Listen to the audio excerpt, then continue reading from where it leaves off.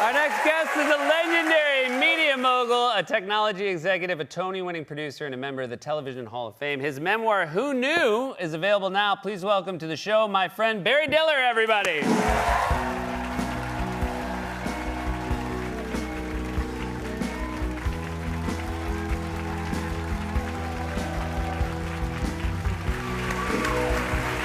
Hello, Barry. How are you? Oh, hi, Seth. I'm very happy you're here. This is a book about you've been at the center of a great many things over the course of your career, but I feel as though you do not like being the center of attention. Is that a safe thing? It is safe. I'm slowly getting used to it, but I really want to go and hide most of the time. Yes. I think you maybe forgot that when you wrote a book, you'd have to do press about the book. I'm kind of sick of the sound of my own voice, but I'll try, Thank you. On behalf of our friendship, you'll try for this.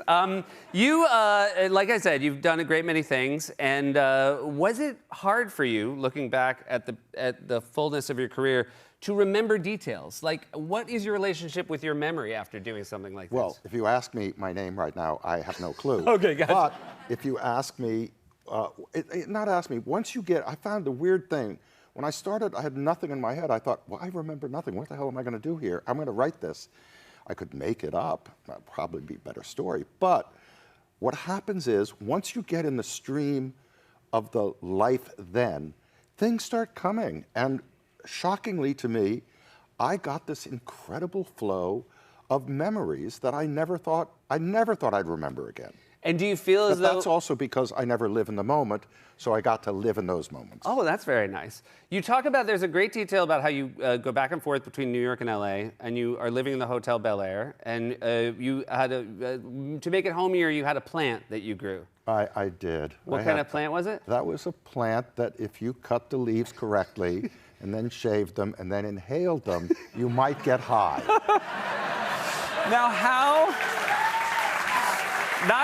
now again, this is not a book about gardening, but how long could you be away from a plant like that? So here was the thing. I left the Bel Air Hotel, I don't know, one winter day, and I forgot about it.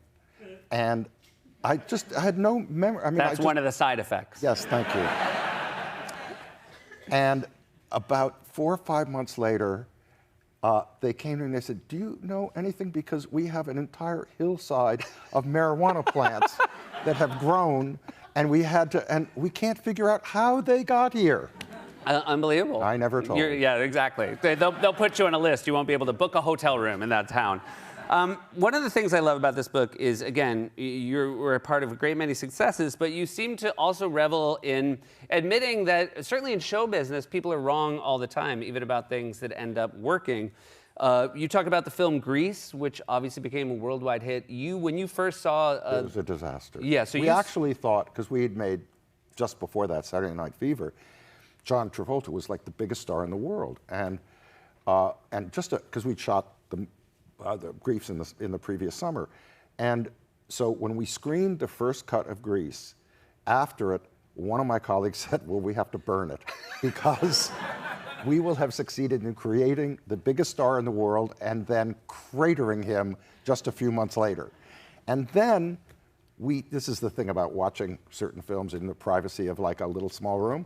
And then we took it to a preview. We went to Hawaii because we were so afraid anyone would see this movie that we would be, run out of town. And in the first scene, if you remember Grease, the starting number takes place in the bleachers. And as John Travolta got up to kind of dance down, the audience burst out laughing. And we thought, oh, we are cooked. Yes. But by the time he got moving down that little stairway thing, they applauded like crazy, and they loved the movie, and we were saved. Unbelievable. And these are, again, these movies, sometimes we forget how hits affect the future of media. You were working at Fox. You made the film Home Alone. Home Alone, you argue in the book, basically saved Fox. Yes, it did. Yes, I am responsible, unfortunately. Because people forget. I had nothing to do. Yeah. I left Fox 2 years before Fox News came along. Yes. But yes, I saved Fox. Yeah. It's so funny. Well, I say Fox. The little Home Alone, Macaulay Culkin. Kevin McAllister saved Fox. Fox. Everybody thinks he's a hero. Yeah, exactly right.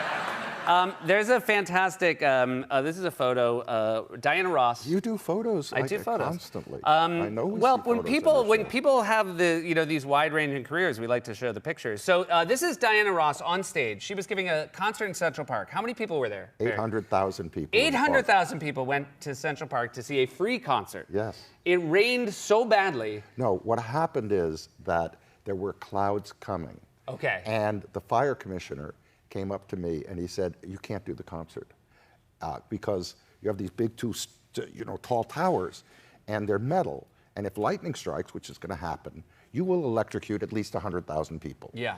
And I said, "Go away, because you want us to send 800,000 people out of this park without getting to see Diana Ross? No chance." So we start the concert. And of course, 10 minutes later, a torrential rainpour came down, and I had to get her off stage. You had to get her. So this is you coming. She was, to her credit as a performer, she was not going to leave the stage in the downpour. I had to go 3 times. All Finally, right. she said to me, "If you don't get off the stage, I'm going to push you off." Gotcha. But the best was this was in the paper, and you were listed as her assistant. I was. Yeah. Diana Ross's assistant tries to save her, and 800,000 people. Yes. But by the way, I mean, I'm burying the end of the story. You did the concert the next night. We did. So yes. I mean, that's in this. I mean, again, to imagine that you would have the try to do it all again the next night for everybody who got rained out. We actually, it was almost impossible to do it the next night. The place was like, I mean, you can imagine 800,000 people with wet and stuff and mud. But we spent the entire night and the next day cleaning it all up. And the next night, 800,000 people didn't come, but about 500 did. That's pretty good still. Not bad. Yeah, not bad at all. This is truly something. And again, I think it speaks to the fact that you do not like to be the center of attention. This is your gift to New York City, which is Little Island. So Little Island, if you haven't seen it, is truly tremendous. And again, this could, I think a lot of people who would maybe do something charitable like this would call it Diller Island or, Barry's Place. But Yes, you chose, it was very important to you to just call it Little Island. Well, they started calling it like Diller, and I didn't like that. It made me nervous. And so we were sitting around and not trying to name the thing, but just kind of before it opened, and somebody said, "Well, it is just this little island." And I said, that's what we call it, Little Island. Well, Little Island is truly an accomplishment, and I really hope everybody who hasn't been there makes a trip to see it, because it is a real jewel. Not everybody, not 800,000 people. No, that's good. Yeah, try to go in smaller groups. Not in the rain. You also, you talk about your wonderful wife, Diane von Furstenberg, and there's a very sweet thing where you talk about on one of your earlier dates, you saw an old couple crossing Madison Avenue and said, maybe, I think you both thought, wouldn't it be nice if we were that one day? And now all these years later, I've certainly been lucky enough to see you two crossing the street together. That must be a very special thing.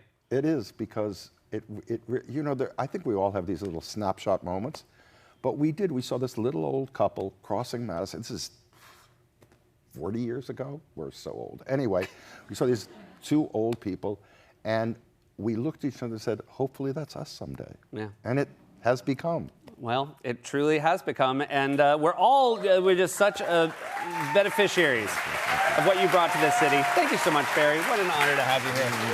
Barry Diller, everyone. Who knew? Thank you. Available now wherever you buy your books, but please support local and independent booksellers. We'll be right back.